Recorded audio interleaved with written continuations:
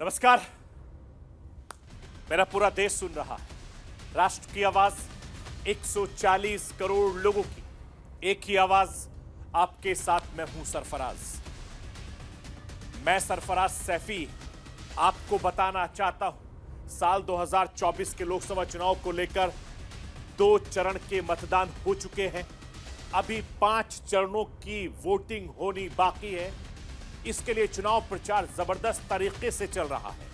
इन सब के बीच कांग्रेस बीजेपी में वार पलटवार का दौर भी जबरदस्त तरीके से चल रहा है। हालांकि आम लोगों को इस बात की उम्मीद होती है कि चुनाव के दौरान नेता मुद्दे की बात करेंगे, काम की बात करेंगे, भविष्य की बात करेंगे, भविष्य की रणनीति की बात करेंगे। लेकिन धीरे धीरे चुनावी सभा से जनता के मुद्दे गायब होते जा रहे हैं। ऐसा लग रहा है कि चुनाव प्रचार में धर्म जाति का मुद्दा बहुत हावी हो चुका है। और इन सब के बीच अब लोकसभा चुनाव में पाकिस्तान की एंट्री भी हो चुकी है। प्रधानमंत्री नरेंद्र मोदी ने गुजरात की धरती से कहा, कांग्रेस और पाकिस्तान में पार्टनरशिप पूरी तरीके से एक्सपोज हो चुकी है। पीएम मोदी ने ऐसा क्यों कहा और क्यों हिंदुस्तान के चुनाव में पाकिस्तान की एंट्री हुई है, आज आपको राष्ट्र की आवाज के जरिए यह समझाने की कोशिश करूंगा। भारतीय राजनीति में लव जिहाद, लैंड जिहाद की काफी वक्त से चर्चा होती है, लेकिन 2024 के चुनाव में वोट जिहाद की बात हो रही है। वोट जिहाद को लेकर देश में बहस छिड़ गई है। अब इस बात पर प्रधानमंत्री नरेंद्र मोदी ने भी निशाना साधा है। प्रधानमंत्री नरेंद्र मोदी ने कहा है कि विपक्षी गठबंधन के इरादे खतरनाक हैं। पीएम मोदी ने कहा कि इंडिया अलायंस के नेता भारत के सामने उनकी रणनीति उजागर कर दी है। प्रधानमंत्री नरेंद्र मोदी ने यह भी कहा कि इंडिया गठबंधन ने मुसलमानों को वोट जिहाद के लिए कहा है। ऐसे में सवाल उठता है कि 2024 की लड़ाई आखिर वोट जिहाद पर क्यों आई, कैसे आई और किस विपक्षी नेता ने वोट जिहाद की अपील की है। आज आपको राष्ट्र की आवाज के जरिए वो भी समझाऊंगा। सत्ता की माया ऐसी कि नेताओं के विवेक तक को डामाडोल कर देती है। नेताओं का वश चले तो वोट के चक्कर में राम और शिव को भी बांट दें। चाहे राम जी की बात करें, चाहे शिव जी की बात करें, एक दूसरे के पूरक क्यों ना हो, वोट के लिए राम जी और शिव जी में भी फूट डलवाना देने में हमारे नेता कोई कोर कसर नहीं छोड़ेंगे। कांग्रेस अध्यक्ष मल्लिकार्जुन खड़गे अपने बयान को लेकर घिर गए हैं। छत्तीसगढ़ के चंपा जिले में एक जनसभा को संबोधित करते हुए कांग्रेस अध्यक्ष मल्लिकार्जुन खड़गे ने कहा कि हमारे कैंडिडेट का नाम शिवा है, यह बराबर राम का मुकाबला कर सकता है। खड़गे के इस बयान के बाद कांग्रेस पूरी तरीके से घिर गई है और बीजेपी पर जमकर निशाना साध रही है। एक नया मुद्दा दे दिया है। खड़गे के बयान पर कैसे छिड़ा है सियासी संग्राम, आज आपको राष्ट्र की आवाज के जरिए बताने, दिखाने, समझाने की कोशिश करूंगा। मैं अपने हिंदुस्तान के कोने कोने की आवाज को दिल्ली तक पहुंचाता हूं। दिल्ली की आवाज को देश दुनिया के कोने कोने तक पहुंचाता हूं। नेताओं की आवाज को मैं आम लोगों तक पहुंचाता हूं। आम लोगों की आवाज को मैं अपने देश के हुक्मरानों तक पहुंचाता हूं। आपकी आवाज से मिलती है मेरी आवाज और बन जाती है राष्ट्र की आवाज।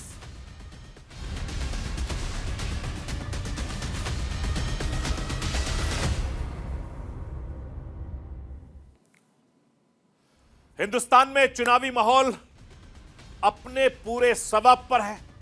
2 चरणों के चुनाव पूरे हो चुके हैं। तीसरे फेज के लिए लगातार चुनाव प्रचार जोरों शोरों से चल रहा है। सत्ता पक्ष विपक्ष एक दूसरे पर खूब अल्फाजों से एक दूसरे पर निशाना साध रहे हैं, शब्दों के वार छेड़ रहे हैं, एक दूसरे पर वार पलटवार कर रहे हैं। चुनाव के सबसे बड़े महासवर का 2 चरणों का दौर निकल चुका है। 5 दौर का चरण अभी होना बाकी है। मुद्दों की कमी नहीं है।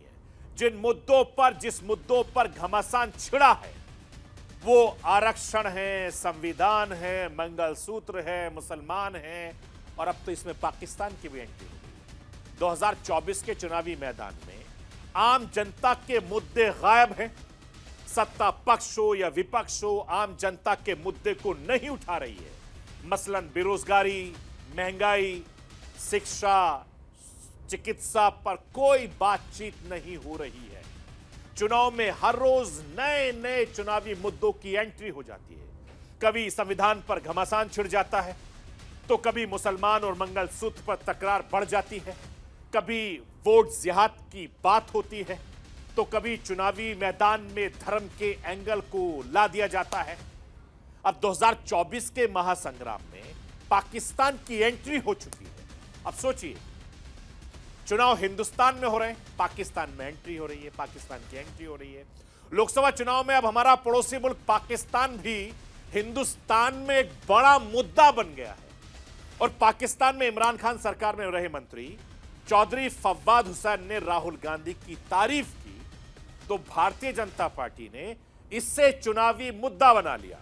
हिंदुस्तान के प्रधानमंत्री नरेंद्र मोदी ने गुजरात के आणंद से रैली को संबोधित करते हुए कहा कि पाकिस्तान और कांग्रेस के बीच पार्टनरशिप है।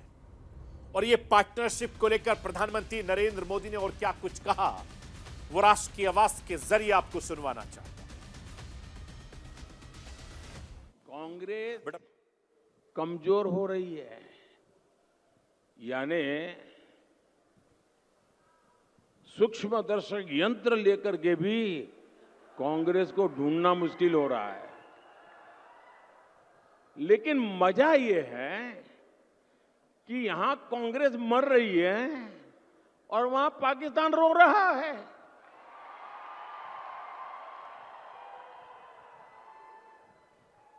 आपको पता चला होगा, कांग्रेस के लिए अब पाकिस्तानी नेता दुआ कर रहे हैं। शहजादे को प्रधानमंत्री बनाने के लिए पाकिस्तान उतावला है। आपने कल देखा होगा। और हम तो जानते ही है, कांग्रेस तो पाकिस्तान की मुरीदी है। पाकिस्तान और कांग्रेस की ये पार्टनरशिप अब पूरी तरह एक्सपोज हो गई है। मैं आपको यह बताना चाहता हूं कि प्रधानमंत्री नरेंद्र मोदी गुजरात की धरती से कांग्रेस पाकिस्तान पर ताबड़तोड़ हमले करते रहे के बाद एक प्रधानमंत्री नरेंद्र मोदी ने यह भी कहा कि जितने साल देश में कांग्रेस सरकार रही, बड़ा हुआ था पाकिस्तान का। पाकिस्तान के आतंक का टायर आज पंचर हो गया। पीएम मोदी ने कांग्रेस पर पाकिस्तान को लेकर और क्या कुछ कहा है, वो भी राष्ट्र की आवाज के जरिए आपको सुनवाना चाहता हूं। आज देखिए, ये पाकिस्तान के आतंक का टायर पंक्चर हो गया है।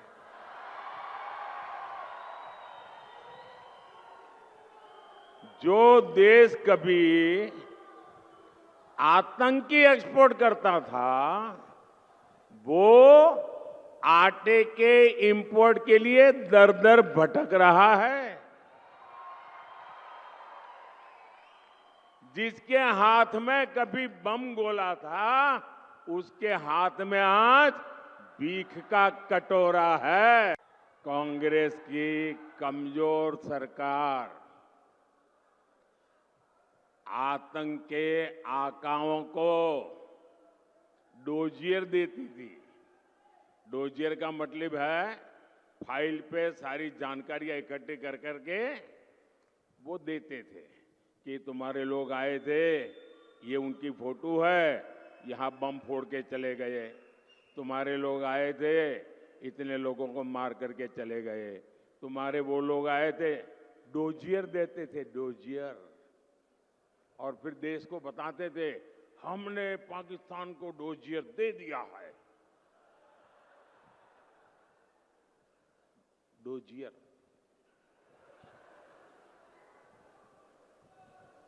और मोदी की मजबूत सरकार देखिए, डोजियर बोजियर में टाइम खराब नहीं करते।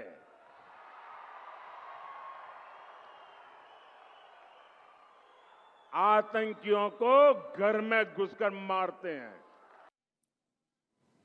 मैं आपको यह बताना चाहता हूं कि लोकसभा चुनाव के रण में पाकिस्तान की एंट्री हुई, आखिर क्यों हुई, इसके पीछे मकसद क्या है, वो भी मैं आपको समझाना चाहता हूं। पाकिस्तान की तरफ से हिंदुस्तान में चुनाव को लेकर बयानबाजी इस वक्त जोरों शोरों से चल रही है।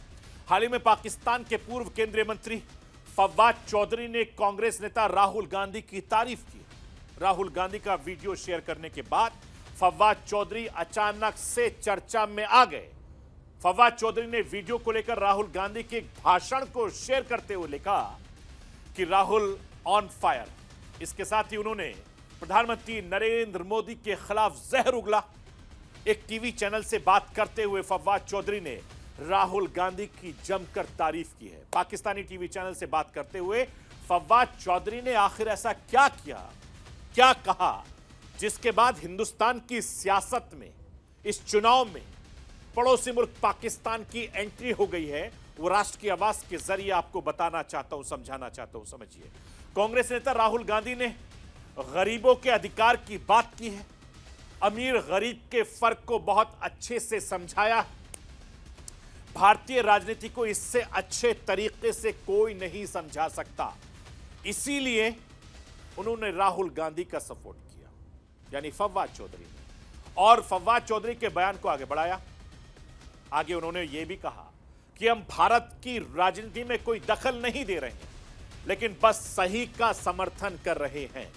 भारत में बीजेपी की सरकार नहीं आना चाहिए, मोदी को रोकना जरूरी है, यह फवाद चौधरी ने कहा है। इसके अलावा कोई भी आए, हमें उससे समर्थन करेंगे।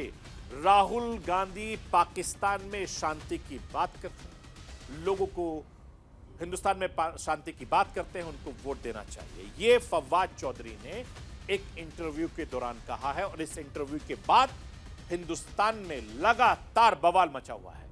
पाकिस्तान के पूर्व मंत्री के इस बयान के बाद से हिंदुस्तान में सियासी घमासान छाया हुआ है। प्रधानमंत्री मोदी ने गुजरात की धरती से इसका जिक्र किया और कहा कि कांग्रेस और पाकिस्तान की पार्टनरशिप एक्सपोज हो गई है। हालांकि ये कोई पहला मौका नहीं था जब हिंदुस्तान के चुनाव में पाकिस्तान का जिक्र हुआ हो। आपको याद होगा कि 2019 के लोकसभा चुनाव में भी पाकिस्तान की खूब जिक्र हुआ था, खूब चर्चा हुई थी, और अब 2024 के चुनाव में भी पाकिस्तान की एंट्री हो चुकी है। इससे पहले कन्नौज से अखिलेश यादव ने उनके चुनाव के लड़ने पर फैसले पर सुब्रत पाठक ने कहा था, आपको याद होगा, कि अब मुकाबला हिंदुस्तान पाकिस्तान में होगा। इस पर अखिलेश यादव ने कहा था कि 6 बॉल पर छक्का लगाएंगे। तो लगातार चुनाव में अलग अलग मुद्दों पर बातचीत हो रही है। इतना ही नहीं, पाकिस्तान ही नहीं, इस लोकसभा चुनाव में मंगलसूत्र से लेकर मुसलमान आरक्षण से लेकर संविधान पर जमकर तकरार देखने को मिल रही है। और अब चुनावी घमासान में एक और नाम जुड़ गया है, वो है जिहाद का। जबकि जिहाद का मतलब होता है कोशिश करना, और इसको लगाकर लगातार चुनावी हथियार बनाने की कोशिश की गई है। अब तक आपने लव जिहाद, लैंड जिहाद तो सुना होगा, लेकिन एक बार फिर से इस शब्द की चुनाव में एंट्री हो गई है, जिसका नया नाम है वोट जिहाद। यानी अगर मैं इसको अपने लहजे में समझाऊं, अपने अल्फाजों में समझाऊं, अपने शब्दों में समझाऊं, तो जिहाद का मतलब होता है कोशिश करना। और हर बार इस तरह की बयानों से, बयानबाजी से भारतीय जनता पार्टी पर आरोप लग जाते थे, लेकिन इस बार ये शब्द कांग्रेस के वरिष्ठ नेता सलमान खुर्शीद की भतीजी की ओर से उछाला गया है। सलमान खुर्शीद की भतीजी मारिया आलम खान समाजवादी पार्टी में है, और मारिया आलम चुनाव प्रचार के दौरान एक खास समुदाय से वोट जिहाद करने की अपील कर राजनीति में नया बखेड़ा खड़ा कर रही हैं। उनके इस वीडियो के बाद हिंदुस्तान की राजनीति में एक बार फिर से गर्मा गई है। विपक्ष ने एक बार फिर से बीजेपी को हमला करने का एक बड़ा मौका दे दिया है। बीजेपी वोट जिहाद वाले बयान को लेकर लगातार हमलावर है। प्रधानमंत्री नरेंद्र मोदी ने गुजरात की धरती से विपक्ष के वोट जिहाद वाले बयान को लेकर जमकर निशाना साधा है। मैं एक बार फिर से हिंदुस्तान के प्रधानमंत्री नरेंद्र मोदी को सुनवाना चाहता हूं। नरेंद्र मोदी सुनिए किस तरीके से वोट जिहाद को लेकर गंभीर सवाल खड़े कर। अब इंडी गठबंधन ने मुसलमानों से वोट जिहाद करने को कहा है। अब बताइए, हमने लव जिहाद सुना था, लैंड जिहाद सुना था और वोट जिहाद, और वो भी पढ़े लिखे मुसलमान के परिवार से बात आई है। सामान्य मदरसा से निकले हुए किसी बच्चे ने नहीं कहा है। हाईली क्वालिफाइड फैमिली और कांग्रेस के वरिष्ठ पद पर बैठे हुए परिवार, ये मुसलमान परिवार ने कहा है, नारा दिया है वोट जिहाद करो। आप जानते हैं ना जिहाद का मतलब क्या होता है? जिहाद किसके खिलाफ किया जाता है? इंडी गठबंधन का साफ कहना है कि सारे मुसलमानों को एकजुट होकर वोट देना चाहिए। इंडी गठबंधन ने लोकतंत्र के उत्सव में वोट जिहाद की बात करके लोकतंत्र का भी अपमान किया है, संविधान का भी अपमान किया है। मैं आपको यह बताना चाहता हूं, मारिया आलम फर्रुखाबाद लोकसभा सीट के लिए चुनाव प्रचार करने पहुंची थी। मारिया जनसभा को संबोधित करते हुए बीजेपी सरकार को हटाने के लिए एकजुट होकर बहुत खामोशी से वोटों का जिहाद करने की बात कर रही थी, क्योंकि हम सिर्फ वोटों को जिहाद कर सकते हैं। आरोप है कि मारिया ने यह बयान मुसलमानों को लामबंद करने के लिए कहा था। मारिया के इस बयान के बाद से ही विपक्ष बैकफुट पर है और बीजेपी फ्रंट फुट पर खेल रही है। मारिया के बयान को लेकर केस भी दर्ज करा दिया गया है। मैं राष्ट्र की आवाज के जरिए आपको मारिया आलम के उस बयान को सुनवाना चाहता हूं, जिस बयान के बाद चुनावी समर में जिहाद वोट की एंट्री हो चुकी। लोग कह रहे हैं कि आज जो भी आपको चुनावी मौका मिलता है, जो भी चुनावी मीटिंग होती है, लोग कहते हैं संविधान खतरे में है, लोकतंत्र के खतरे में है। मैं कहती हूं कि इंसानियत खतरे में है। इसलिए बहुत अक्लमंदी के साथ, बहुत जज्बाती ना होके, बहुत खामोशी के साथ एक साथ होके वोटों का जिहाद करो, क्योंकि हम सिर्फ वोटों का जिहाद कर सकते हैं और इस संघी सरकार को भगाने का काम कर सकते हैं। मैं आपको यह भी बताना चाहता हूं कि समाजवादी पार्टी के मुखिया अखिलेश यादव से जब मारिया आलम के बयान पर प्रतिक्रिया मांगी गई तो अखिलेश यादव ने बयान का बचाव करते हुए कहा, कभी कभी चुनाव में मतदाताओं को वोट देने के लिए भारी भरकम शब्दों का, अल्फाजों का, लहजे का इस्तेमाल किया जाता है, लेकिन बीजेपी अब इसे चुनावी हथियार बनाकर लगातार विपक्ष पर ध्रुवीकरण का आरोप लगा रही है। मैं आपको यह भी बताना चाहता हूं कि 2024 के लोकसभा चुनाव में तीसरे फेज में 7 मई को 94 सीटों पर वोटिंग होनी है। उससे पहले तमाम राजनीतिक दल चुनावी जुबानी हमले, सियासी हथियारों की धार से विरोधियों को पस्त करने की कोशिश कर रहे हैं और हर दिन एक नया मुद्दा इसी तरीके से निकलता रहेगा। कहते हैं राजनीति जो ना करवाए, राजनीति जो ना कहलवाए, राजनीति में हर बयान पर घमासान मच जाता है और हर बयान मुद्दा बन जाता है। ऐसा ही एक बयान कांग्रेस अध्यक्ष मल्लिकार्जुन खड़गे ने छत्तीसगढ़ में दिया है, जिसके बाद चुनावी मैदान में धर्म के एंगल को ला दिया गया है। छत्तीसगढ़ के चंपा में शिव को राम से लड़ाने की जिस राजनीति को मल्लिकार्जुन खड़गे ने शुरू किया, अब वो चुनावी मुद्दे का सेंटर पॉइंट बन गया। क्यों, ये बाद में बताएंगे, लेकिन उससे पहले मैं आपको कांग्रेस अध्यक्ष मल्लिकार्जुन खड़गे को सुनवाना चाहता हूं। सुन लीजिए कि उन्होंने क्या कुछ कहा था। हमारे यहाँ के जो कैंडिडेट हैं, क्या शिव कुमार दहरिया, देखो इनका भी नाम शिव कुमार, अबे बराबर है, राम का मुकाबला कर सकता है क्योंकि ये शिवा है। मेरा भी मल्लिकार्जुन बोले तो मैं भी शिवा हूं। अष्टलिंग में मेरा एक लिंग है मल्लिकार्जुन के नाम से।